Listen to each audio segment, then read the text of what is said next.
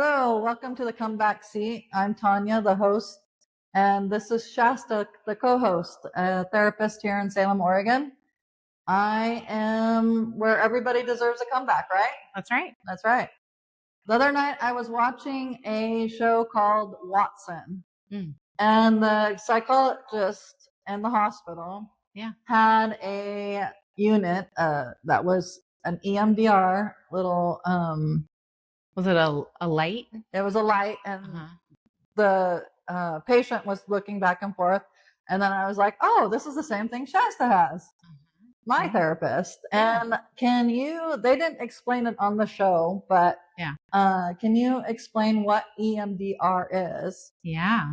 EMDR stands for eye movement desensitization reprocessing, which it's obvious that's a mouthful.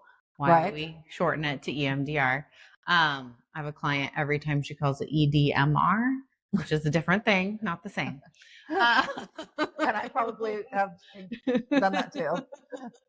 Yeah. So Francine Shapiro figured out many years ago that when she would take her patients for a walk and talk, that they got better faster than her patients that she didn't take on a walk and talk.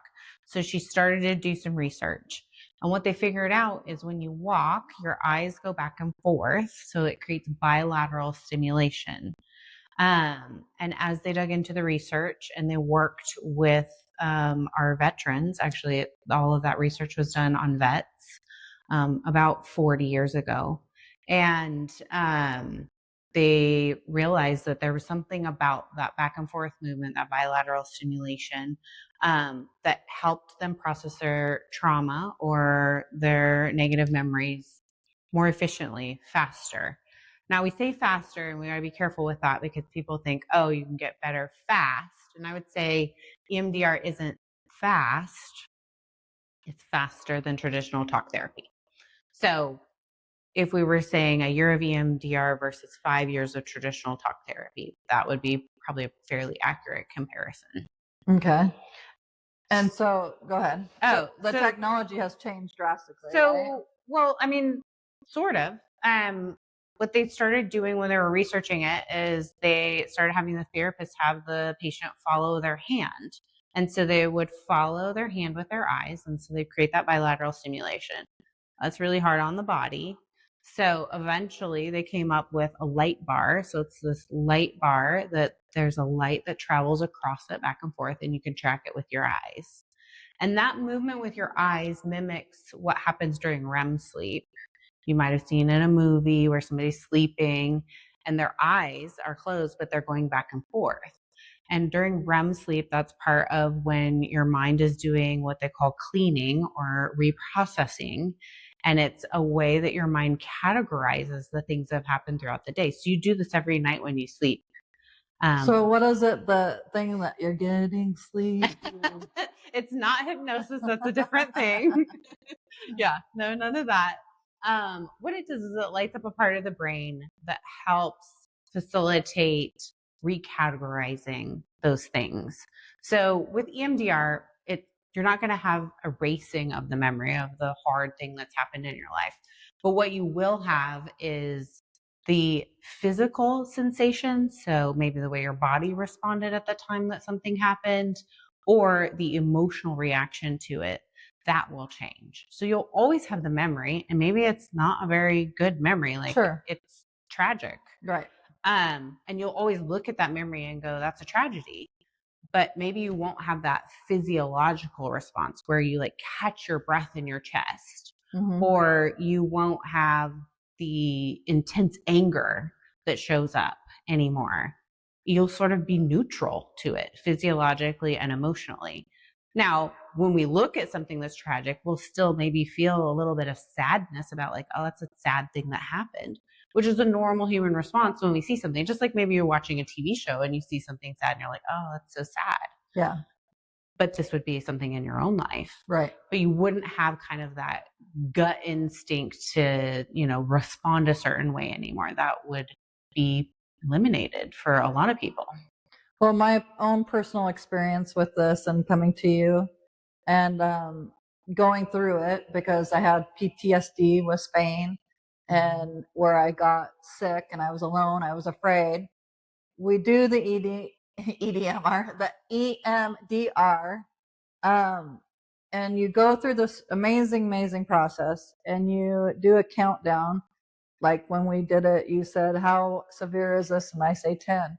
By the time we're done reprocessing it, it's close to a 3 of how I can relive it. Is that basically what? Yeah. So we do a scale of distress. So that's a 0 to 10 scale. And yeah, a lot of times in the beginning, we're a 5 or higher. And the goal with EMDR is that we get it down to a 0. Okay. And then you just work on. And we keep working. And sometimes, from a 3 to a 0, using your 3 example, we'll see that there's these just small little fragments of negative beliefs that we have, or moments, or an emotional reaction. And I call that kind of like the end of the cleanup. And so we've just got these little, think about it, if you broke a glass on the concrete, how many tiny little shards there would be still after we picked up all the big pieces. And so that 3 to 0 range is, we're just going to clean up every one of those little shards until there's none left. So that is the goal. Until we walk barefoot on that and be A-okay. Because I wanted to relive mine, but I didn't want to cry every time. That's what I was doing all the time. I was like, and I'd have to have a tissue box and everything like that, which it's okay to cry. I just posted about crying. It's okay. That's right. It carries the toxins out of your body. Yes, and it's okay. But you also want to be able to share your story sometimes and not have to do a whole Kleenex box later. Yeah. But who would you recommend this EMDR? Everyone, certain people, for therapists around the world, what do you recommend that these, or not therapists, but patients, who do you recommend? So I am a trauma therapist, so that's my bias to begin with. Okay. And I see a lot of clients that come in that don't know that they have trauma when they first come in. And then we start down this path of getting to know each other, and we realize like there's something here that needs to be reprocessed. And so the first time often that they're hearing that they have trauma or maybe have a diagnosis like PTSD is coming from me, because they've never explored that before. So a lot of people have some things to reprocess that they just don't even know. But it's not for everybody, because you may remember in the beginning, I told you, we're going to intentionally bring up hard things, traumatic things. Going clear back. Yeah. And not everybody's ready for that. So it's not for everybody. You have to decide that you're willing to step into that. In the beginning, there's a lot of, I don't understand what we're doing. I don't know if it's working. So you have to be able to trust me enough, or your therapist enough, to be able to go, okay, she knows what she's doing, and I'm going to just do what she's asking me to do because I trust her. And if you can't do that, then it won't work. Right. So a couple of things have to be in place where you're ready. Yeah. Some people come in and they want things to be different, but they're not really ready to face it. Yeah. And to do EMDR, you're going to look dead in the face the really hard and distressing things. That is true. And it's not just one session. It's yes. Like you said, you have time to go after back. Time. Yes. Yeah. And I mean, depending on how it impacted you, depends on how many sessions you may have over a memory. I have worked with clients that we worked on the same memory for months, and they came every week, but it profoundly changed their lives. So it was a very high impact trauma. But once they finished, it profoundly changed their lives for the better. Which is awesome. Yes. So even if you spent 3 months on a memory, think of like you get to live the rest of your life free from the bondage that memory had you in. That's why I love EMDR. Yeah. I think it's a great tool in someone's back pocket. This is just a short clip to educate people out there about EMDR. This is Shasta Hickman, my co-host, psychologist, or not psychologist, therapist. Yes. And have a good day. Thank you for being in the comeback seat. Thanks for having me.